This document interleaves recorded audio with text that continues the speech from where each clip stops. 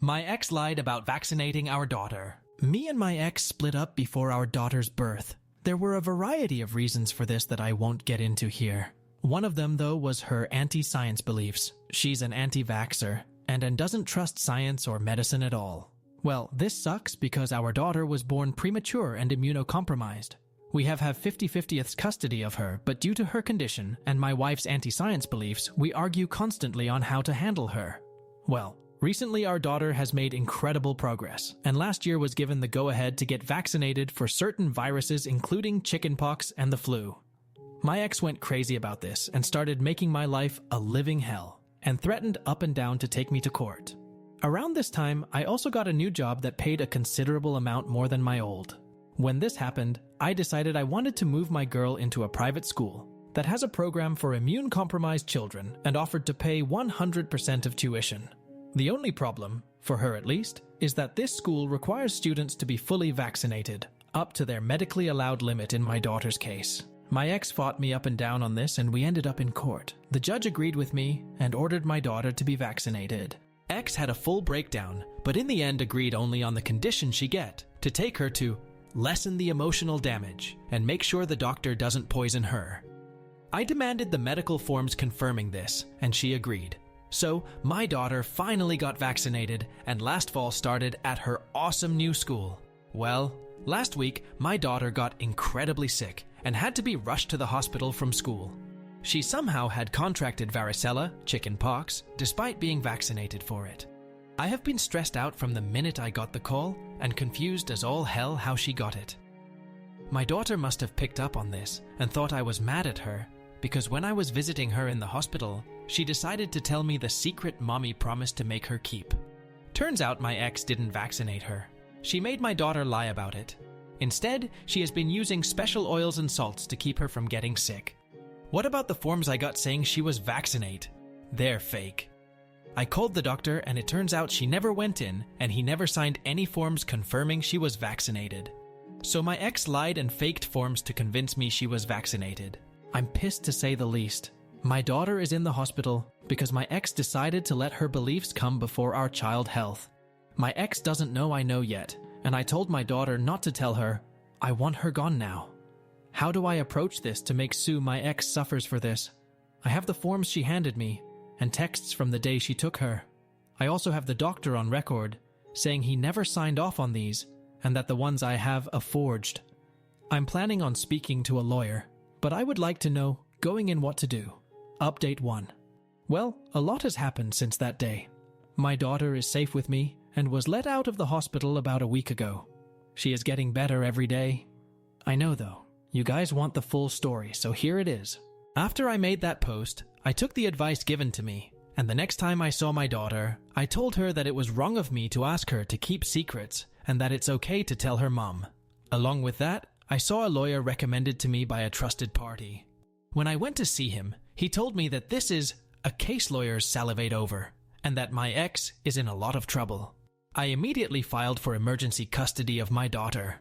I also got into contact with the doctor again and explained the situation fully to him. He says that while he will not be getting lawyers involved, that he wishes for me to submit the evidence to the police and file a report. Along with this, my lawyer has gotten into contact with the court that originally ordered us to vaccinate our daughter and has handed over everything I gave to him. He has advised me to stay quiet on this matter, so I'll leave it at my ex is in a lot of trouble with them. During this time, my ex started to get suspicious. Maybe it was because a friend told her about a post on Reddit and she freaked out? Who knows? A few days later, when I saw her at the hospital, we had an altercation. She became hysterical and yelled various threats and insults at me, including telling me that I want to poison our daughter right in front of our sick child. She was escorted out of the building, and the head nurse had banned her from coming back. After this, she sent me a barrage of texts telling me that I am a monster, and that if she had vaccinated her, that she would be dead now. This was sent to my lawyer. As he puts it, she's what lawyers dream of when they hear who's on the other side of the court. Outside of this, I've been advised to stay as quiet as possible, so I'll leave it with this. This week, I received emergency custody of my daughter until our custody hearing later this year. I have heard that the DA is slowly getting ready to move forward with a multitude of charges against my ex and that will land her in jail soonish. And that's really it for now. I'm going to follow the advice given by my lawyer and say nothing else to anyone. I do not want the media involved in this for a few reasons, so I've left this as vague as possible. When this is all said and done, if the interest is still there, I may come back again. Update 2. Well, to give the short answer first, I have full custody of my daughter, and my ex is barred from having any contact with her. The long answer, my court battle between my ex and me, was a grueling process, one of the worst periods of my life. It took over 5 months from the time I got emergency custody to get full custody of my daughter. In retrospect, those 5 months were not as long as they felt, but they felt like the longest months of my life at that point. My ex's harassment at that time got worse, even coming to my house and attempting to force herself in to take our daughter. She was arrested for this and charged with attempted forced entry. Before she could bail herself out, the DA decided to throw the book at her for forging medical documents. She ended up spending a month in jail for this, which unfortunately got our custody case contuned. The upside of this was I was given a protective order for me and my daughter out of this, one that bit her in the ass when we finally got in front of a judge. I was given full custody of my daughter.